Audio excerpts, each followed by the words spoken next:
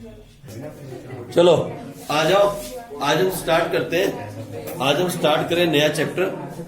बस शांति का दान बख्शो। हाँ जी, शांति का दान बख्शो। आज हम नया चैप्टर स्टार्ट करते हैं और चैप्टर का नाम है financial market. Basically financial management और फाइनेंशियल मार्केट दोनों चैप्टर आपस में मिले हुए हैं। इन दो चैप्टर्स को मिला के 15 नंबर का पेपर आता था। जैसा कि आप अभी कह रहे हो कि इसमें से बहुत कुछ कट गया, तो फाइनेंशियल मैनेजमेंट की वेटेज बहुत बढ़ गई होगी कंपेयर टू दिस नाउ। ठीक है जी, पहले ऑलमोस्ट इसमें से 5 नंबर का, उसमें से 10 नंबर का, या फिर दोनों में से 8 और 7 इस तरीके की एवरेज आती थी। अब इसमें से क्या क्या कट गया मुझे आप बता देना, क्या क्या कटा है। ठीक है, लेकिन हम स्टार्ट करते हैं चैप्टर को, फाइनेंशियल मार्केट को। और इस चैप्टर को स्टार्ट करें। सबसे पहले what is the meaning of financial market. ठीक है जी, चलो टॉपिक टू द कवर भी लिख सकते हो, आ जाओ। सबसे पहले मीनिंग ऑफ फाइनेंशियल मार्केट।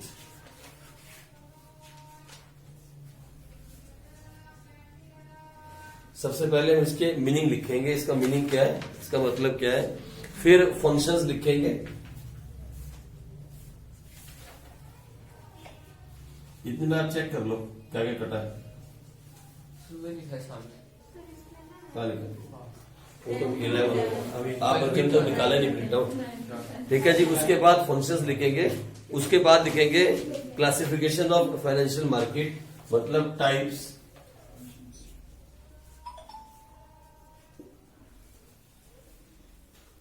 इसके अंदर हम टाइप्स पढ़ेंगे। 2 तरह का मार्केट होगा इसके अंदर, एक मनी मार्केट, एक कैपिटल मार्केट। फिर उसके बाद हम अलग अलग दोनों को पढ़ेंगे, कैपिटल मार्केट को भी पढ़ेंगे और मनी मार्केट को भी पढ़ेंगे। फिर कैपिटल मार्केट की भी टाइप्स होगी, उसके आगे भी इसकी टाइप्स पढ़ेंगे। तो ये चैप्टर, ये वाला टॉपिक बहुत लंबा होता है। उसके बाद नंबर 4 पे पढ़ेंगे स्टॉक एक्सचेंज। इस टॉपिक को हम पढ़ेंगे, स्टॉक एक्सचेंज के बारे में सारा डिटेल में पढ़ेंगे। सेबी जिसे हम बार बार बोलते हैं, सेबी क्या क्या काम करता है, कैसे कैसे करता है, डिबेंचर्स कैसे इशू किए जाते हैं, शेयर्स कैसे इशू किए जाते हैं, रियल तरीके से काम कैसे होता है। जो हम पढ़ रहे हैं उस कंपनी अकाउंट्स में वो रियल मेथड नहीं है। यहां हम रियल मेथड पढ़ेंगे कि सच्ची में मार्केट के अंदर शेयर्स और डिबेंचर्स बिकते कैसे हैं। यहां पे आप सीख जाओगे, और ये रियल मेथड है, that is the final method. यहां पे सीखते हैं हम कि सच्ची में शेयर्स इशू होते कैसे हैं मार्केट के अंदर इलेक्ट्रॉनिक तरीके से। आजकल मैनुअली काम नहीं होता, सब कुछ ऑनलाइन और सब कुछ इलेक्ट्रॉनिक होता है। ठीक है जी, ये भी हम इसके अंदर सीखेंगे। चलो उसके बाद इसके फंक्शंस और सब कुछ, और चैप्टर खत्म। बस 5 ही टॉपिक रखेंगे। अब मुझे आप बताओ इसमें क्या कट गया और क्या है, जल्दी से पढ़ ले, पढ़ा नहीं जाएगा। ये लो, तो बस ये 4 ही टॉपिक है, लेकिन ये 2 टॉपिक बहुत बड़े हैं और इम्पोर्टेंट है। अब देखिए इनमें से क्या कटा।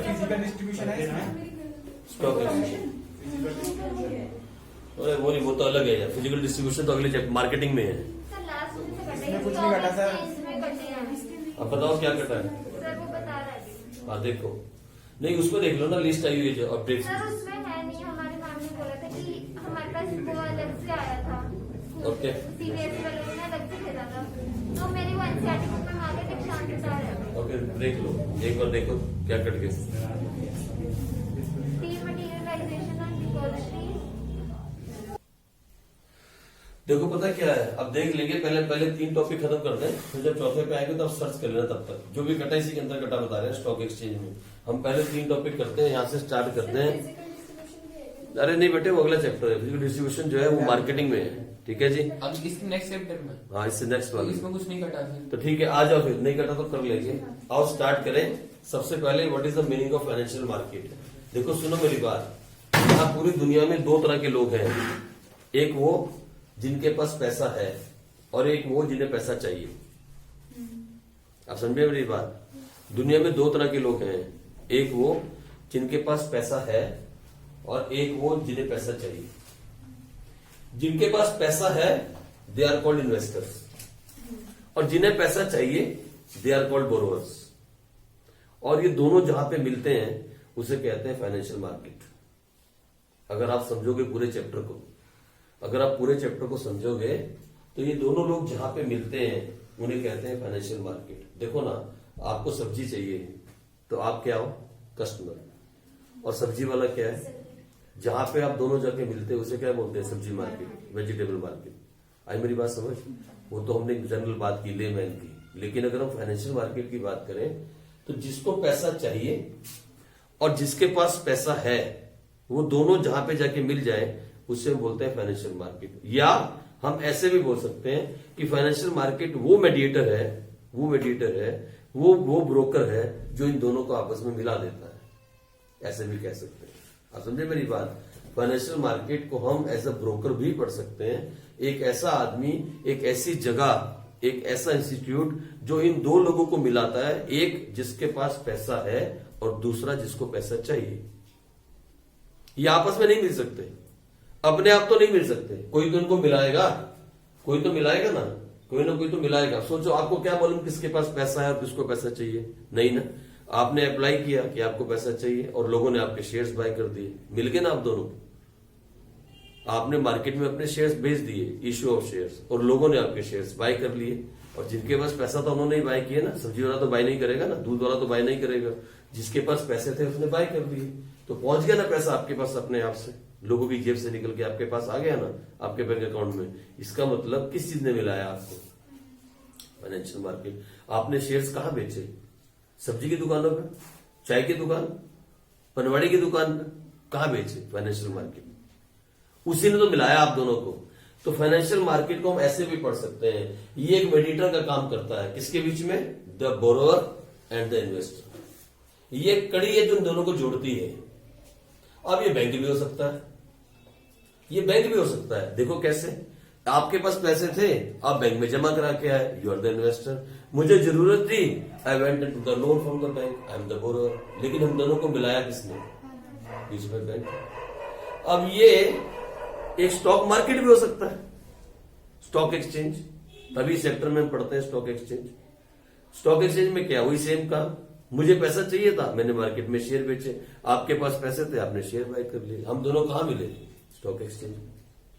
आप मेरी बात समझ रहे हो? ये कोई भी फाइनेंशियल इंस्टीट्यूट हो सकता है जहां पे पैसे का लेन देन होता है। ये एलआईसी भी हो सकता है, लाइफ इंश्योरेंस कॉर्पोरेशन। आपके पास पैसा था, आप जाके एलआईसी करा के आए, मेरे को पैसे की जरूरत थी, मैंने जाके एलआईसी लोन ले लिया। हम दोनों को मिलाया किसने? एलआईसी। तो अब समझो, टॉपिक का बेसिक को समझ जाओ। हम इसी के बारे में पढ़ेंगे, फाइनेंशियल मार्केट। अब इसके फंक्शंस क्या क्या करेगा फाइनेंशियल मार्केट? आपको रिटर्न अच्छी देगा, उससे अच्छी रिटर्न का बहुत सारे काम करेगा, है ना। फिर उसके फंक्शंस पढ़ते रहेंगे और उसके बाद आगे चले जाएंगे तो टाइप्स पढ़ेंगे। दो तरह के होते हैं फाइनेंशियल मार्केट, ठीक है। हम दो तरह के मार्केट पढ़ेंगे, फाइनेंशियल मार्केट, फिर उनके बारे डिटेल पढ़ेंगे, फिर दो के आगे और दो हो जाएंगे, बस वो डिटेल में चले जाएंगे, लेकिन बेसिक तो वही है। तो सबसे पहले डेफिनेशन, और लिखे डेफिनेशन जल्दी से लिखो। Financial market, financial market is a link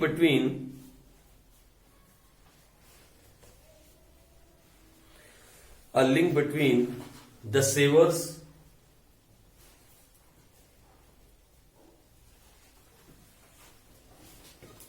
or investors, savers and investors.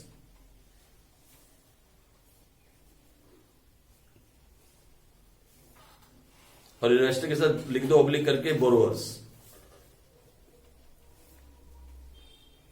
यानी अगर छोटी सी बात को समझे तो ये घर हुआ, हाउस होल्ड, ठीक है जी। हमने घर में थोड़ा थोड़ा करके पैसा बचाया, अपनी सैलरी में से, अपनी इनकम में से थोड़ा थोड़ा करके पैसा बचाया, तो हम हो गए सेवर।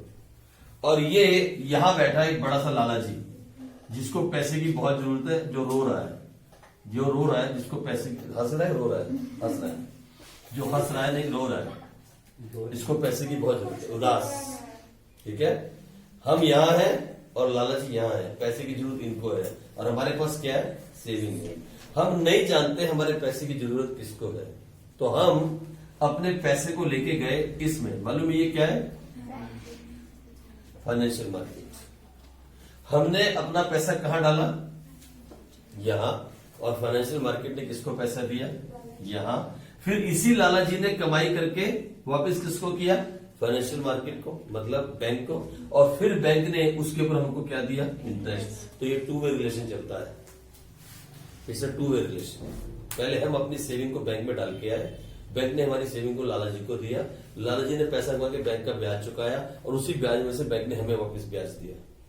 ये टू वे रिलेशन चलता है, यानी इन दोनों के बीच में जो लिंक है वो फाइनेंशियल मार्केट है। ये जो है ना, ये सेवर है जो पैसे सेव करता है अपनी सैलरी में से पेट काट काट के। अरे बेटा वो मत ले, थोड़ी एफडी करवा ले, थोड़ा पैसा जोड़ लो, अरे वो मत करो, थोड़ा पैसा जोड़, चलता ना सारे घर के अंदर, ये सेवर। और ये बोरोर है, और इसे इन्वेस्टर भी कह सकते हो। आप क्या कह सकते हो इसे? आप इन्वेस्टर भी कह सकते हो, और आप इसे कह सकते हो BORROWER।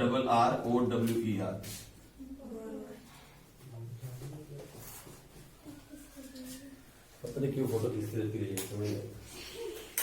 ठीक है जी, इससे आप बोरोर भी कह सकते हो। तो इन दोनों के बीच में जो लिंक है वो है फाइनेंशियल मार्केट। अब फाइनेंशियल मार्केट के बहुत सारे रूप होते हैं, बहुत सारी टाइप्स होते हैं, हम आगे धीरे धीरे पढ़ेंगे। और लिखो इसके अंदर, this market transfer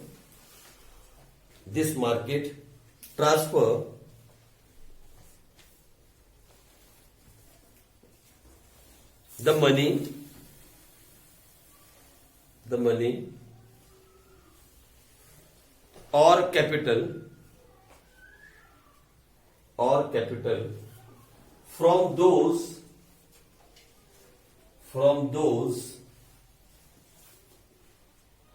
who have surplus money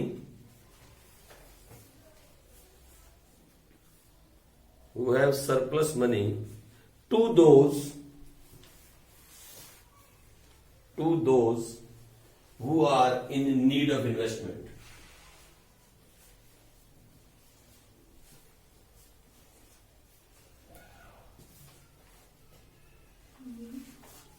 To those who are in need of investment.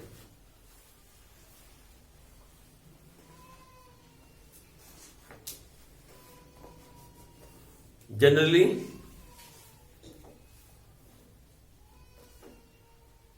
the investors are called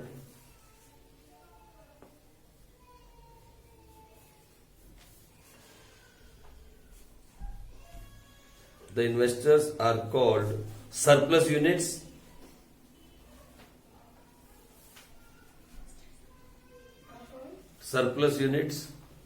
and business enterprises are called deficit units.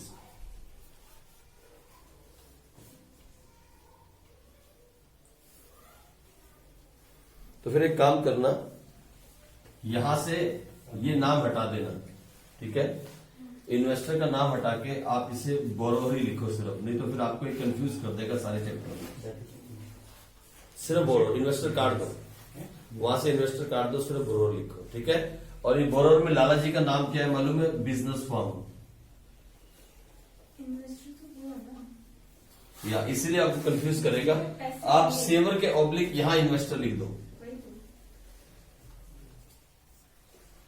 अब आपको ठीक हो जाएगा। फाइन, यस, ठीक है। तो यहां पे सेवर के साथ इन्वेस्टर लिख दो, अब ठीक रहेगा, क्योंकि कंफ्यूज हो गए सारे चैप्टर के अंदर। यानी जिसके पास पैसा है वो है सरप्लस, और जिसको चाहिए वो है डेफिसिट। हमेशा बिजनेस का रूल है कि जो सेवर्स होते हैं हाउस होल्ड, उनके पास पैसा होता है, और हमेशा बिजनेस फर्म्स को पैसा चाहिए होता है। बिजनेस में कभी पैसा पूरा नहीं होता, इन्हें हर वक्त पैसे की जरूरत होती है। ये हमेशा डेफिसिट में रहते हैं, मनी डेफिसिट, और ये हमेशा सरप्लस में रहते हैं। ये अपनी सैलरी में से बचा के 5,000, 2,000, 3,000, 10,000 वो आटे के डब्बे में, दाल के डब्बे में मम्मियां बचा के गोल गोल करके रखती हैं, और बाद में उस पैसे को इकट्ठा करके उसकी एफडी करा देती हैं। Household savers, they are the one who save the money and take the money to the bank, and they are always in demand of money. इनको पैसे की हमेशा जरूरत रहती है, चाहे कभी भी बिजनेसमैन हो, कितना भी बड़ा बिजनेसमैन हो। आज अगर धीरू भाई अंबानी है, उसके बच्चों ने बिजनेस किया, मुकेश अंबानी है, अनिल अंबानी, सबको पैसे की जरूरत है। कोई बिजनेसमैन ये नहीं बोलता मुझे पैसा नहीं चाहिए। जितना पैसा उसको मिल जाए, वो want to grow, I want to grow, और आगे चलना है, और आगे बिजनेस करना है। तो इनके पास हमेशा डेफिसिट रहेगा, और इनके पास क्या रहेगा? हमेशा सरप्लस। ठीक है जी, इस तरीके से इसको हम पढ़ सकते हैं। आ जाओ आगे चलें, इसमें आगे बढ़ते हैं, इतना बहुत है, आ जाओ। फिर आ जाए फंक्शंस ऑफ फाइनेंशियल मार्केट्स।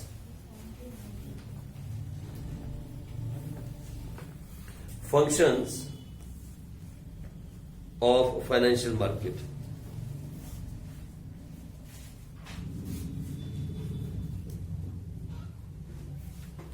देखो आप एक बार सोच के देखो, जरा जरा सा इमेजिन करके देखो, अगर मान लो बैंक ना होते, एक बार सोच के देखो, और आपकी सैलरी होती 1 लाख, और उसमें से आप 20-25 हजार खर्च कर पाते और बाकी खर्च नहीं कर पाते, और मान लो मार्केट में बैंक ना होते, मार्केट में स्टॉक एक्सचेंज ना होते, मार्केट में पैसा जमा करने का कोई रास्ता ना होता, तो आप क्या करते? सोच के देखो। यानी जो आपके पास पैसा होता, आप हर महीने 1 लाख की सैलरी लेते, उसमें से 20,000 रुपये आप खर्च कर देते, या 30,000 खर्च कर देते, 50,000 खर्च कर देते, और 50,000 बच जाता, और वो हर महीने बचता, और उसको जमा कराने की कोई जगह ना होती, तो आप इस पैसे का क्या करते? वेस्टेज हो जाती ना, वेस्टेज ऑफ रिसोर्स। पैसा घर में पड़ा रहता तो पैसा नहीं कमाता जब तक पैसे को लगाया ना जाए। Money makes money only when you use that money somewhere, otherwise पैसे को रखे चलो, 100 का नोट 100 का ही रहेगा, चाहे 10 साल के बाद बिस्तरे नीचे निकाल देना। आप रखो बिस्तरे में पैसे, आप बिस्तरे में नीचे पैसे को रखो और 1 लाख रुपया रख दो, और 20 साल के बाद निकालो, उसकी वैल्यू घट जाएगी, रहेगा तो 1 ही लाख, लेकिन मार्केट वैल्यू घट जाएगी, बढ़ेगा नहीं कुछ भी। बढ़ेगा कब? जब वो 1 लाख बैंक तक पहुंचेगा। तो अगर बैंक ही ना होते तो फिर क्या होता? मान लो अगर ये फाइनेंशियल मार्केट होते ही ना, तो जितने भी रिसोर्स आपके पास थे, जितने भी मीन्स आपके पास थे, वो सारे क्या हो जाते? यूजलेस। इसका मतलब फाइनेंशियल मार्केट का सबसे बड़ा काम यह है कि जितने भी यूजलेस रिसोर्सेज कहीं पड़े हैं, जिनका हम यूज नहीं कर पा रहे हैं, उनको लेके आना और उन रिसोर्सेज को यूज करके दोबारा से क्या करना? पैसा कमाना। सबसे बड़ा काम इसका ये है। तो पहले छोटी सी इंट्रो लिख लो, 2 लाइन की लिखो। Financial market plays an important role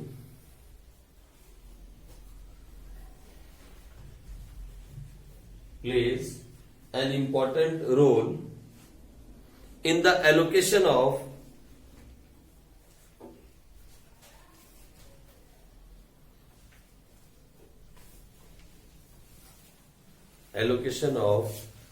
limited resources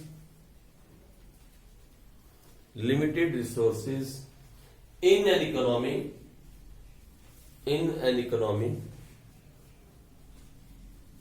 by performing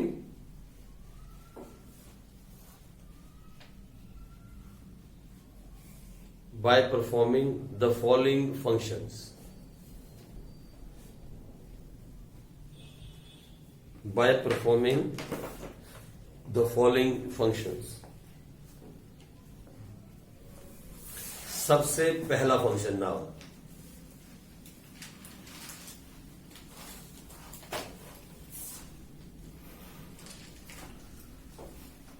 mobilization of saving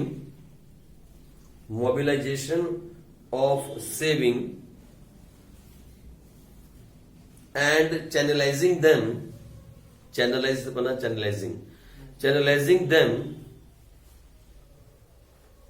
into the most productive area, या most productive यूज कर लो, एरिया नहीं करना।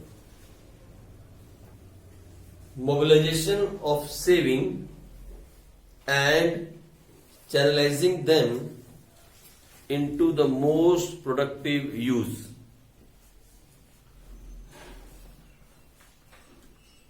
ये सबसे बड़ा फंक्शन है, सबसे पहला फंक्शन है फाइनेंशियल मार्केट का। मतलब अगर आप हिंदी में इसको समझो, वैसे तो समझ में आ रही होगी बात। सबसे पहला फंक्शन क्या है कि मोबिलाइज का मतलब होता है मूवमेंट। मोबिलाइज का मतलब होता है मूवमेंट करना, ठीक है जी। जो चीज एक जगह से दूसरी जगह पे जाती है बोलते हैं मोबिलाइज हुआ, यहां से वहां तक पहुंचना, ठीक है जी। That is called mobilisation. Mobilisation of saving, वो पैसा जो आपके घर में, आपकी जेब में, आपके बिस्तरे के पास पड़ा था, उसको उठा के कहां तक गया? बैंक तक। मोबिलाइजेशन ऑफ सेविंग पहला काम, यानी बैंक है तो ही पैसा लेके आप बैंक में गए। आगे बात समझ। उसके बाद अगला पढ़ो, and channelising them into most. Bank आपके पैसे से जुआ नहीं खेलता। बैंक आपके पैसे को वो हॉर्स रेस में और ये उल्टे उल्टे कामों में नहीं लगाता। समझ रहे हो आप? बैंक आपके पैसे का यूज कहां करता है मालूम? In the most productive use, जहां पे मैक्सिमम से मैक्सिमम रिटर्न कमाई जा सके, उसे बोलते हैं मोस्ट प्रोडक्टिव यूज। आप मेरी बात समझे? मतलब बैंक जब आपसे पैसे लेता है, जहां आप जमा कराते हो, तो बैंक आपके पैसे से कोई भी ऐसा काम नहीं करता जिससे कि वो पैसा डूब जाए। हाँ, वो बात अलग है कि पैसा कभी डूब भी जाता है, लेकिन बैंक ऐसा काम जानबूझ के कभी भी नहीं करता। वो उसी चीज के लिए लोन देता है जहां पे सबसे ज्यादा रिटर्न इन्वेस्टमेंट मिलने के चांसेस हो। आप समझे मेरी बात? तभी बहुत कुछ देखना पड़ता है लोन से पहले, लेकिन फिर भी कुछ लोग होते हैं जो मेल जोल करके लोन लेके भाग जाते हैं, जैसे वो धीरू भाई मानी रिकॉर्ड हो रही है।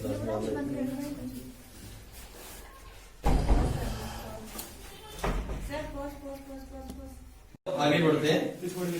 हम लिख रहे थे फंक्शन, पहला फंक्शन, और पहला फंक्शन था mobilisation of saving and channelising them into the most productive use.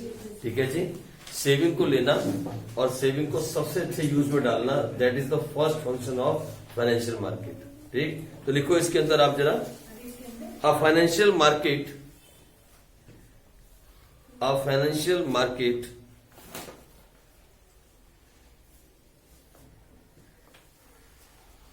facilitates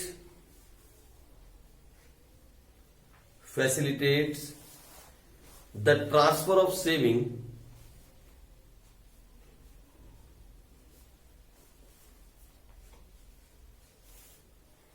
from savers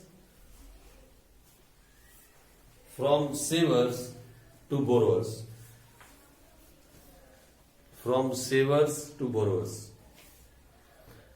अब मालूम है यहां पे थोड़ी सी कंफ्यूजन बार बार चैप्टर में आएगी। देखो, जब आप पैसा इन्वेस्ट करते हो ना, जाके बैंक में डालते हो, आप भी अपने आप को इन्वेस्टर कॉल करते हो, that you are investing money in the bank. और जब बिजनेसमैन पैसा इन्वेस्ट करता है ना बिजनेस में, वो भी अपने आप को इन्वेस्टर कॉल करता है। यहां इस चैप्टर में ये वाली कंफ्यूजन रहती है इन्वेस्टर वाली। भाई अभी बुक लिखेगी फ्रॉम सेवर्स टू इन्वेस्टर्स, और आप लिखोगे कि इन्वेस्टर और सेवर एक ही है, तो यहां बार बार आप कंफ्यूज हो गए। इसलिए हम लेके क्या चलेंगे, सेवर्स और बोरोवर। ठीक है, लेकिन आप कंफ्यूज नहीं होना। देखो सुनो, यहां आपने पैसा इन्वेस्ट किया, बैंक के अंदर जमा करवाया, यू आर इन्वेस्टर। आपने किसी कंपनी के शेयर्स बाय किए, यू आर द इन्वेस्टर। मालूम है, आपने पैसा इन्वेस्ट किया ना, कंपनी के शेयर्स बाय किए, लेकिन कंपनी ने भी तो आगे पैसा इन्वेस्ट किया बिजनेस के अंदर, तो ये भी इन्वेस्टर हो गई। इसलिए हम नाम क्या यूज करेंगे पूरे चैप्टर में, हम यूज करेंगे सेवर और बोरोवर। हम ये लेके चलेंगे। ठीक है जी, इसको लेके सारा चैप्टर करते हैं। आ जाओ, तो क्या लिखा आपने, a financial market facilitates the transfer of saving from saver to borrower. आगे लिखो, it gives savers the choice of different investments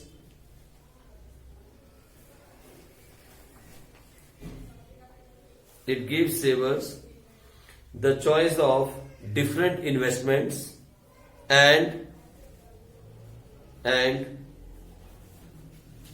it helps to channelize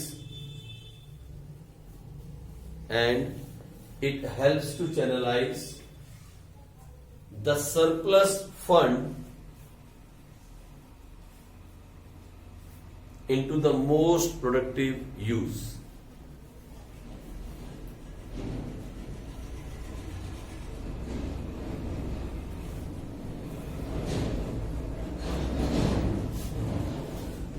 ठीक है जी, मतलब सिंपल वही कि आपकी सेविंग को उठाया और सबसे अच्छे यूज पे लगा दिया।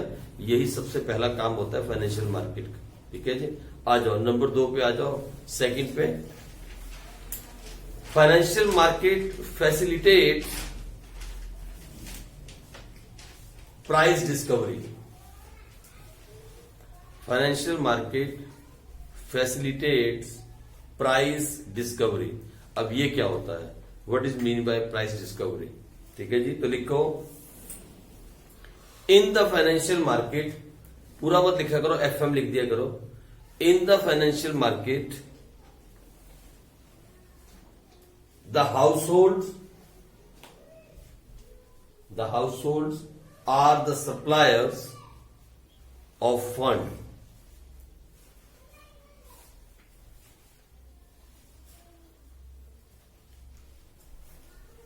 सप्लायर कौन है यहां पे? Household and business supplier of funds and business firms represent the demand.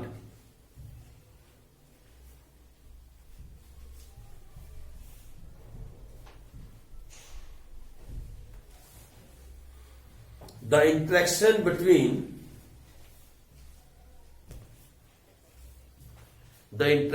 between them helps to establish a price. Helps to establish a price.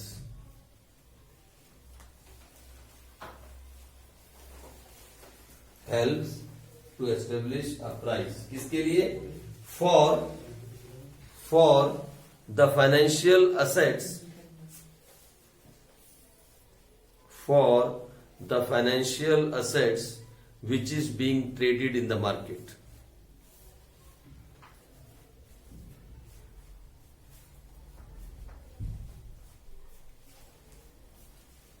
अब देखो सुनो, इसका मतलब क्या है? ये लैंग्वेज से बाहर आके अगर आप इसको इजी लैंग्वेज में लेके जाओगे, देखो क्या मतलब है। मालूम है आपको, मार्केट में प्राइस तय करने के लिए दो फोर्सेज होती हैं, डिमांड एंड सप्लाई। यहां भी प्राइस डिस्कवरी होती है फाइनेंशियल मार्केट में। आप अपने आप से प्राइस तय नहीं करते। आज बैंक जो है ना, बैंक वो आज हमें यही बात अभी कर रहे थे, बैंक आज 4.90 से 5% तक का ब्याज दे रहे हैं आपकी एफडी के ऊपर। और आप अगर बैंक लोन लेने चले जाओ, मान लो हाउस लोन लेने जाओ, तो 7% तक का हाउस लोन दे रहे हैं। क्योंकि एक टाइम ऐसा था कि बैंक 7.5 से 8% आपको देते थे और हाउस लोन के लिए 15% तक चार्ज कर लेते थे। एक टाइम ऐसा था। आज वो टाइम घटता चला जा रहा है, वो गैप घटता चला जा रहा है। यानी आपको जो इंटरेस्ट अब मिलता है वो 5% तक है, मैक्सिमम 5% तक, और जो ओल्ड एज होते हैं उनका शायद 5.5 तक, इतना ही है। ठीक है, लेकिन आपको जो लोन देता है bank, house loan, education loan, वो 7%, 7.5 के आसपास दे देता है। ये सारा का सारा खेल डिमांड एंड सप्लाई का है। ठीक है, जिस टाइम मार्केट में पूरा बूम होता है, लोगों के पास बहुत पैसा होता है और लोग पैसा लगाने को पागलों की तरह घूम रहे होते हैं, उस टाइम पे कंपनियां अपनी चीज का प्राइस बढ़ा देती है, शेयर का प्राइस बढ़ा देती है और प्रीमियम पे शेयर बेचती है। जिस टाइम मार्केट के अंदर पैसे की बहुत किल्लत होती है, लोग शेयर्स बेचना चाहते हैं और पैसा वापस निकालना चाहते हैं, उस टाइम कंपनियां भी फेस वैल्यू पे शेयर्स बेच देती हैं। ये सारा का सारा खेल जो है, यानी जो शेयर्स के प्राइस हुए या इंटरेस्ट रेट जो तय करता है बैंक या डिबेंचर्स के जो प्राइस हुए, वो सारा का सारा तय करने के अंदर जो हमारी हेल्प करता है वो कौन है? Financial market. It facilitates the price discovery. क्या फैसिलिटेट करता है? Price discovery. मतलब सिक्योरिटीज का प्राइस जो है उसको तय करने के अंदर भी हमारी हेल्प करता है कौन? Financial market. सिक्योरिटीज का प्राइस हुआ, डिपॉजिट्स का प्राइस हुआ, उसको तय करने में हमारी क्या हेल्प करता है? कौन हेल्प करता है? Financial market. ठीक है जी, हो गया बात समझ? आ जाओ तीसरा फंक्शन, फंक्शन नंबर 3 लिखो। फंक्शन नंबर 3 में फाइनेंशियल मार्केट प्रोवाइड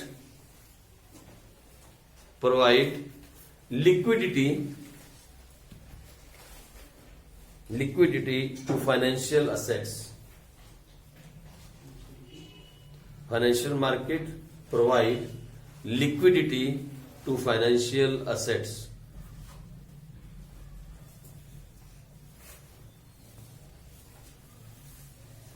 अब देखो, लिक्विडिटी का मतलब होता है कैश भाई। लिक्विडिटी का मतलब होता है कैश, और टॉपिक है जो इसका हेडिंग है वो ये है, financial market provide liquidity to financial assets. Financial assets होते हैं आपके शेयर्स और आपकी इन्वेस्टमेंट्स, जिन्हें आप आसानी से बेच सकते हो। कहां पे? With the help of financial market. अगर फाइनेंशियल मार्केट जगह ना होती तो फिर अपने शेयर्स आप कहां बेचते? तो इजीली अगर आपको अपने शेयर्स को कैश में कन्वर्ट करना है तो सबसे आसान जगह कौन सी होती है? Share market. And that is also part of financial market.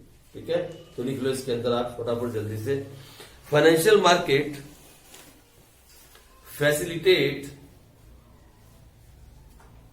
facilitate easy sale and purchase of financial assets.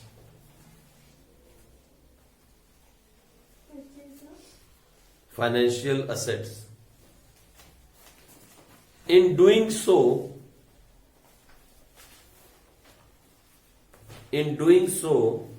they provide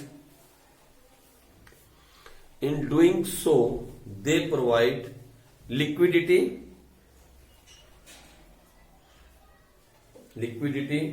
to financial assets.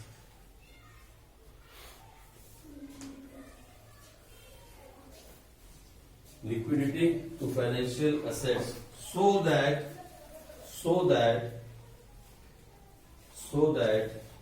they can be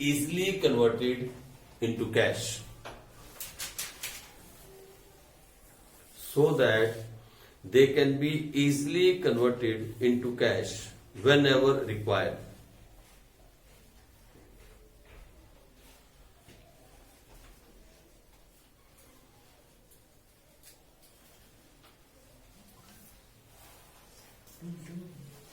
ठीक है जी। और लास्ट फंक्शन है इसका, fourth function, financial market provide